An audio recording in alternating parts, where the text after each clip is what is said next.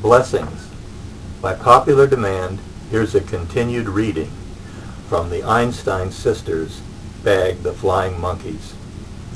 It seems like Albert Einstein's great-great-granddaughter Maxine is going to blow her new friendship with Candy, Honey, and Taffy. But, surprise! Jewish and Christian girls can agree on abortion. Birth control and miserable poverty. These are life and death issues for the billions of members of our church of the poor little children who will inherit the earth.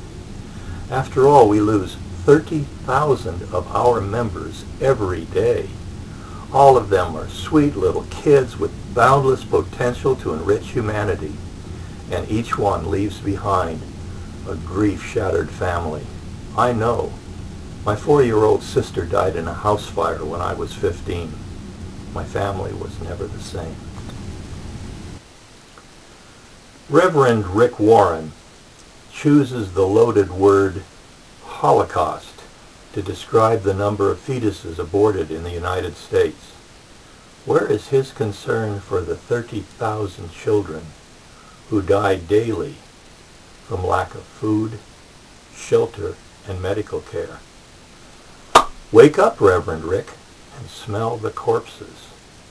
The population of the world has quadrupled in my lifetime. 1/4 of today's people live on $1 a day. The overwhelming majority of them are children, my parishioners. Save the fetuses, but kill the children? What's wrong with this picture? Sure, I know the question is more complicated than that. So do Maxine Einstein and the Cheerleaders. Just listen to more of their lively conversation in the sunny schoolyard.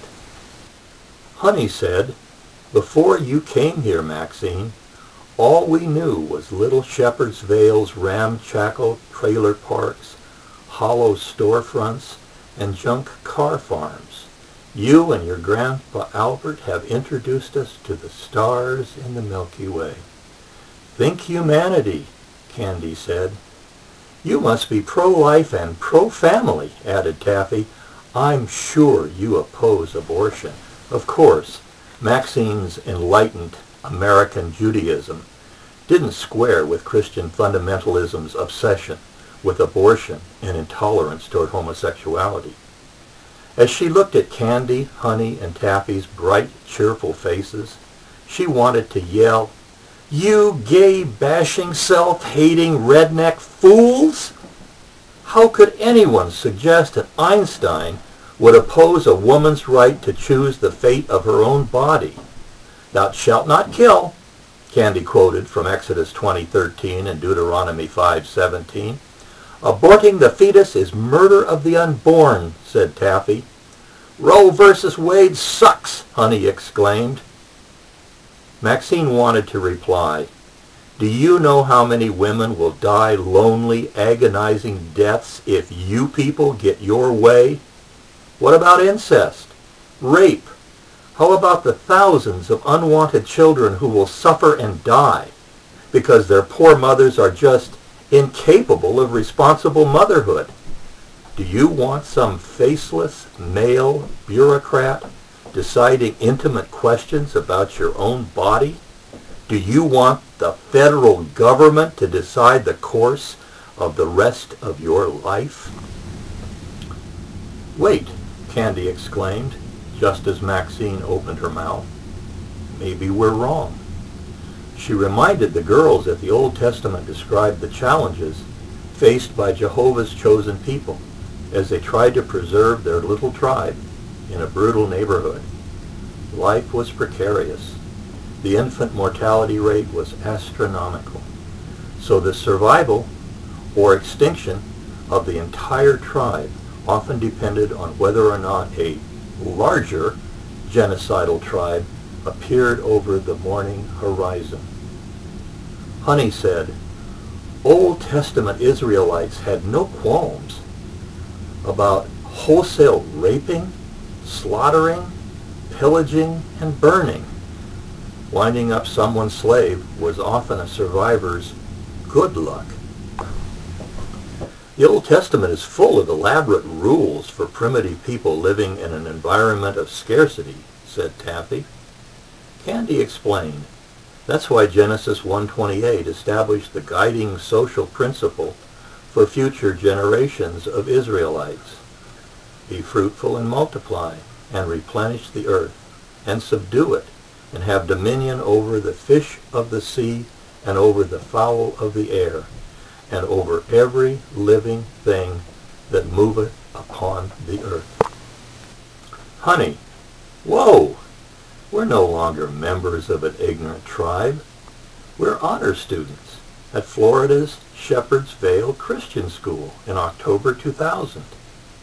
Taffy, be fruitful and multiply and replenish the earth. Been there, done that. Candy agreed.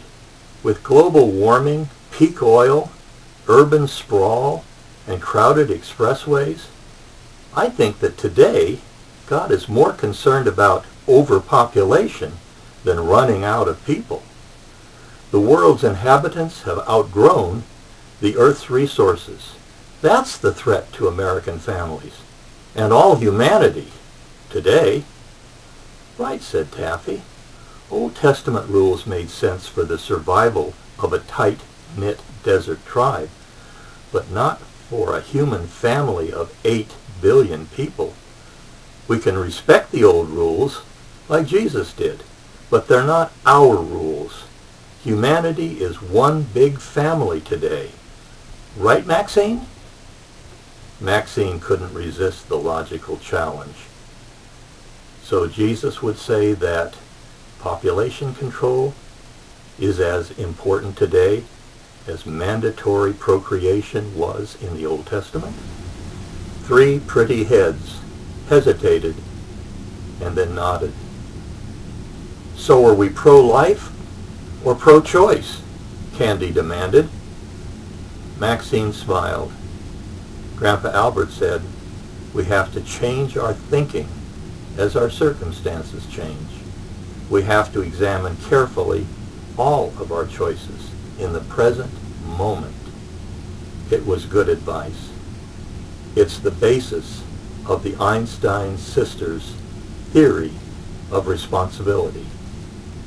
Chapter 34, Stoning Bill and Monica, and Chapter 36, Sacred Fetuses and Flying Monkeys. The Einstein sisters' theory of responsibility. What a great idea.